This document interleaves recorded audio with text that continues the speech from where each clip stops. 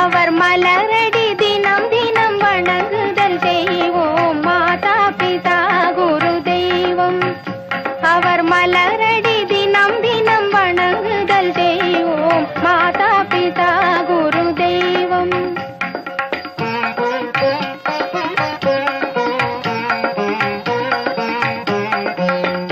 போதாதிருப்பது தீது, போதாதிருப்பது தீது.